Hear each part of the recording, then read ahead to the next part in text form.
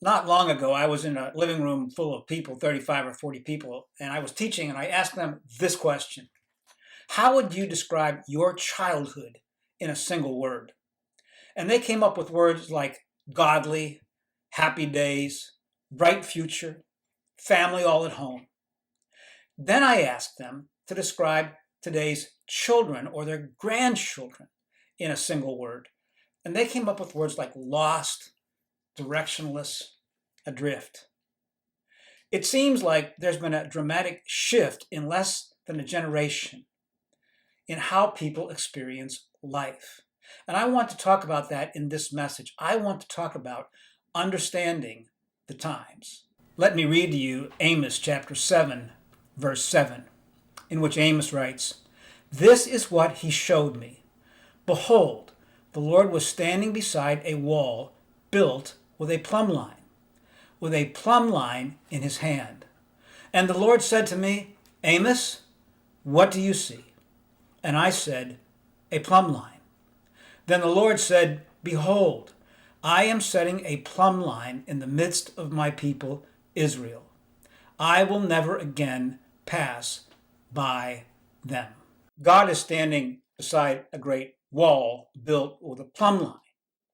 And he said to Amos, Amos, what do you see? And Amos said, I see a plumb line and a great wall.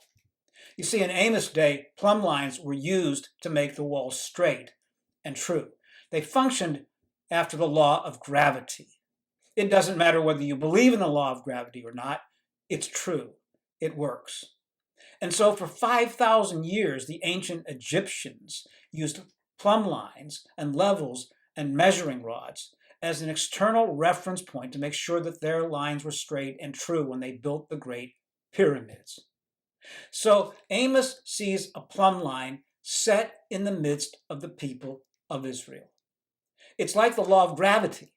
It doesn't matter whether they believe it or not. It's true. It works. God is saying there is a great wall builder, and there is a great wall that has been built, straight and strong and true. It is designed to protect you and to keep you and to guard you. So what does all of this have to do with you and me, with the world that we live in?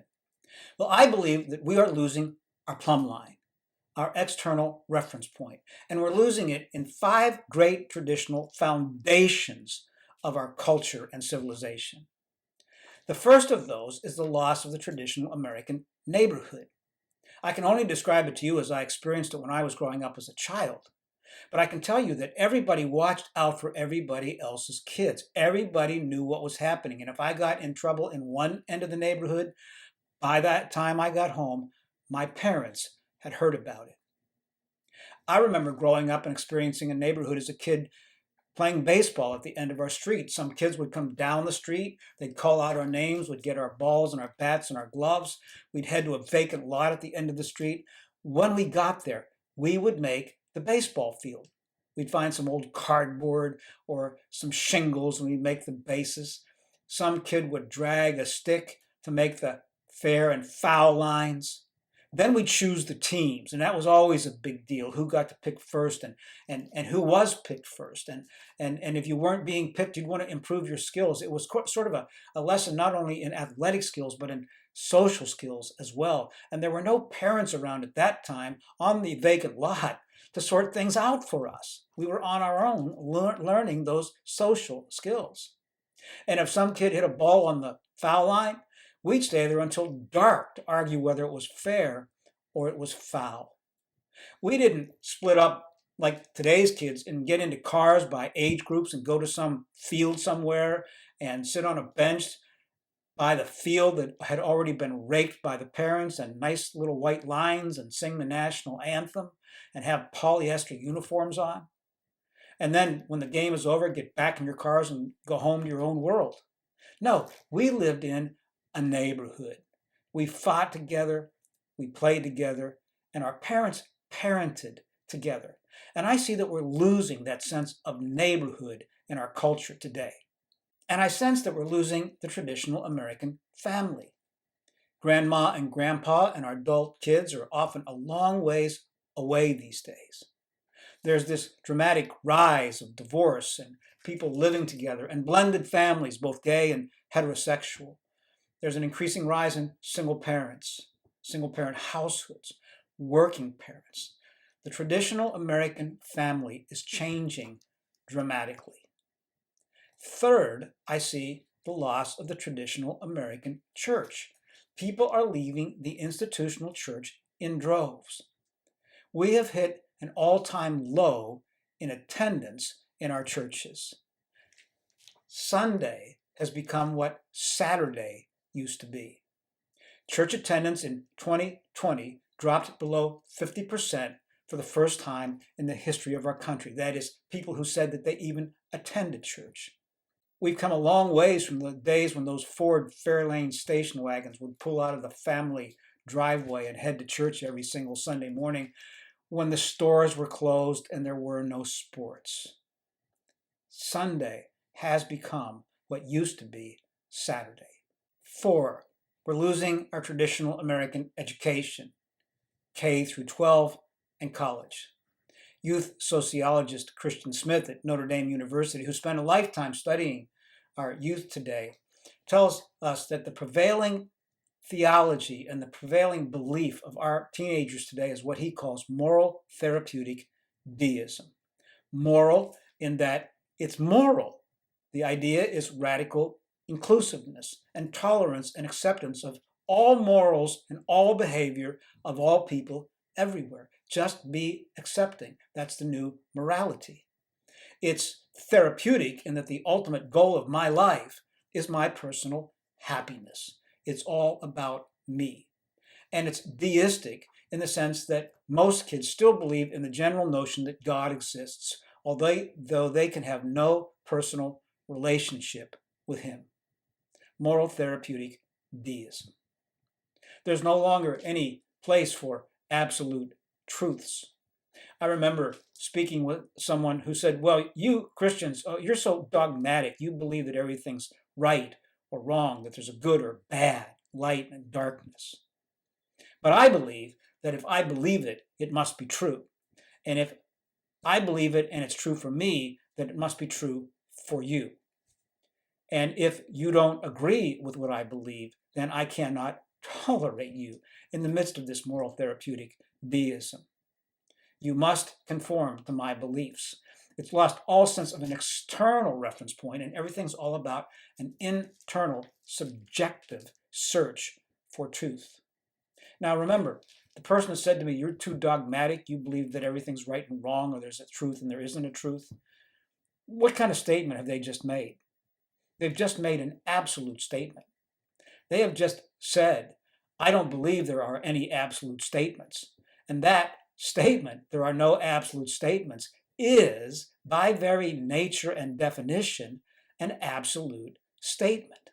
The statement, there is no truth, is a statement saying it's true that there is no truth. So there is no getting around this philosophical dilemma. When a person says something, they say it believing that it's to be true. The question is it true externally? Is it true out there? Is it a true truth, good for everyone and everywhere? Or does it emanate from my own personal feelings and experience? And we're finding that what's happening in our educational system is that there is no longer any true truth.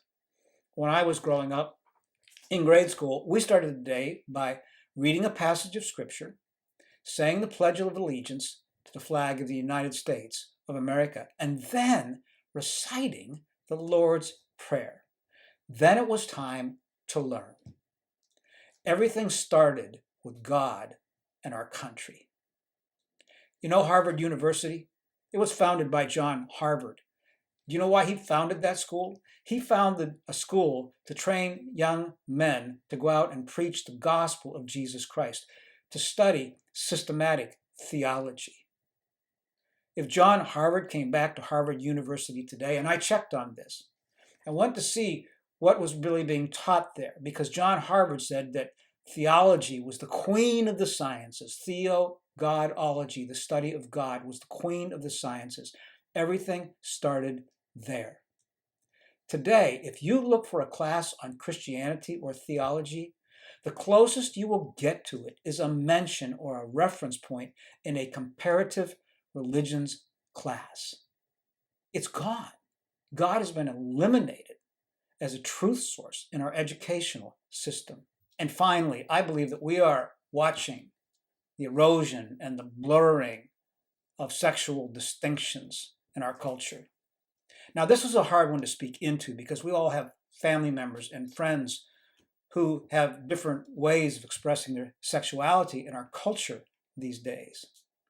But I do want to say that God makes distinctions and culture blurs them. Culture erases them. God makes distinctions about good and bad, right or wrong, light and dark, male and female. And culture has traditionally blurred the distinctions that God has made. We want to love the person. We want to throw every bit of grace at them that we possibly can. But that grace must be given with truth, and truth must be given with grace. There are only two chromosomes that determine our sexuality, X and Y. The female is XX, the male is XY. XY chromosomes cannot give birth. They cannot bear children. It's an impossibility. We're designed differently both emotionally and physically. We're designed for a reason. And the trouble is when we begin to define a culture by certain anomalies of certain people that may have problems or issues or concerns, when we define a culture by the anomaly rather than the norm. And what happens then is that we become the creator God. The primary purpose of our existence from God's perspective is to have a relationship with him. And then he begins to describe that in Genesis chapter 1, verse 28, where he gives the first commandment given to all people at all times in all places. You see, God just didn't give the 10 commandments, but right back there in Genesis 1, 2, and 3, he gave what we call the creation mandates, good for all peoples, all times, everywhere. And he said in Genesis 1:28, and God blessed them. And God said to them, be fruitful and multiply and fill the earth and subdue it. God is saying, I've created you differently for a reason. I'm going to bless you. And then I want you to be fruitful and multiply and fill the earth with people so that I can have a relationship with them. I can be their God and they can be my people. And secondly, subdue it. That is, be good stewards over the earth. But whenever cultures or peoples get this first commandment wrong, the culture begins to disintegrate and it is destroyed from within. It is true in Sodom, in Greece, in Rome, in Germany. God always condemns the cultures that break down this original creation mandate which he gave to his people. Our culture today reminds me of the passage Judges 21:25. Let me read it to you. In those days there was no king in Israel. Everyone did what was right in his own eyes. This is the period between Moses and Saul. There were no kings. Everyone did what was right in their own eyes. Does that not remind you of our culture today, where everybody has an opinion, and if I believe it, it must be true, and if it's true for me, it must be true for you? Everyone did what was right in his own eyes. So I believe we are watching the loss of the traditional American neighborhood, family, church, education, and sexual distinctions. And the question becomes, and this is the important question that we're dealing with as a culture and a society today, who or what will replace these 5 foundational values of our culture?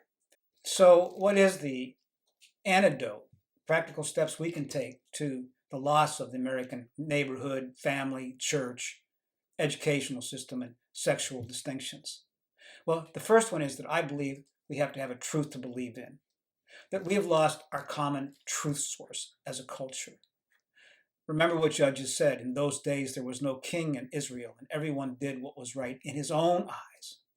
It was the Greek Protagoras in 485 that said, man is the measure of all things. It's all about us. We're in charge. We're in control. We'll figure things out. Hegel said, every day, in every way, things are getting better and better. That is, what's the answer? It's in technology, it's in education, it's in government, it's in the economy. Everything can become a superstar for us, but there's one word that's conspicuously absent. That's the word God. Question: what is the ultimate truth source of a culture? Is it an eternal truth source based on feelings, intuitions, personal experience, a limited vantage point, a finite perspective? Or is it an external, infinite perspective? Not only is there a God, but he has revealed himself. He acts, he interprets, he tells me what life is all about, who I am, who he is, and where I'm headed, and how I should live. Over time, Israel said there was no great plumb line. There was no great wall. There was no standard. The world was made by random chance, that we would make our own rules and our own laws. Paul said in Romans 1:18-32 that eventually we exchanged our relationship with a loving creator, with an idol, with an altar, with an image, with ourselves.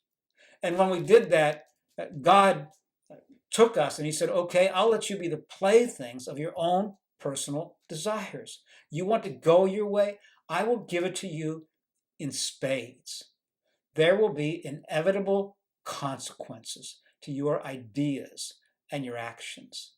And so the plumb line is God's truth source, the Bible, the Biblia, the library of God, the rule of God in our lives. It teaches us everything that we need to know to navigate through this world. There's a second antidote to the world we live in today, and that is not only a truth to believe in, a truth source that is external, but secondly, a community to belong to. The church is little platoons. It says we need each other. When Stephen Ambrose wrote his book, D-Day, he asked the American soldiers why they got off those LSTs to storm the beaches of Normandy, and he got a surprising answer. They said to him, well, it wasn't really about family or our wives or our nation or our country. I just couldn't afford to let down the guy next to me. We had left our homes and gone through basic training, shared rations and cigarettes, and now here we were, an ocean away from our land. All we had was each other. I would not let him down. I was a part of a little platoon. Paul always made sure that Timothy and Silas or Luke or Barnabas were always bunched together in little platoons, cheering each other along. In Acts 2:24, when we see the early church, it organized itself in little platoons around people's homes and their families. Believers would gather together and they would worship together and they would eat meals together and they would come together and spend long hours praying and supporting each other in each other's homes. And what they would do there was just the tip of the iceberg of the depth of the relationships and the community that the early church built among each other. It got them through the rest of the week. All throughout history, the church has continued keeping each other's faith kindled and alive, challenging each other to go a little further than anyone else could go alone. So we have a truth to believe in, a community to belong to, and finally we have a calling to live out. One of my favorite gospel chapters in the New Testament is Luke 15. It's 3 stories of something of great value that has been lost. There's the lost sheep, and when it's found, there's great rejoicing. There's the lost coin, and when it's found, there's great rejoicing. And finally, there's the lost son. And he has taken everything that the Father has given him. He has squandered it. He has thrown it away. It is lost. It is gone. He returns home begging for grace and mercy. His Father embraces him. There is a great celebration, for that which was lost has now been found. Something of great value has now returned home.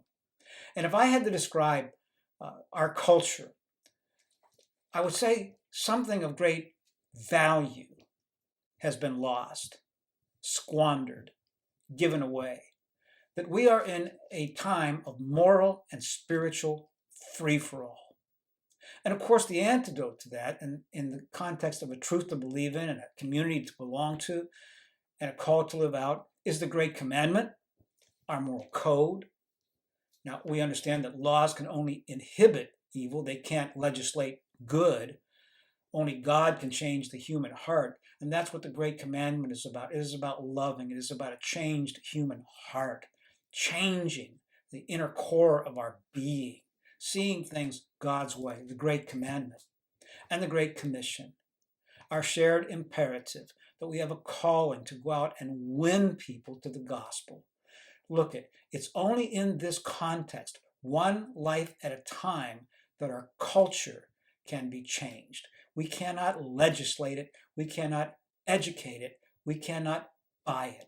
Only God can do it. God is in the business of changing lives. God says, go, find the lost sheep, the lost coin, and the lost son.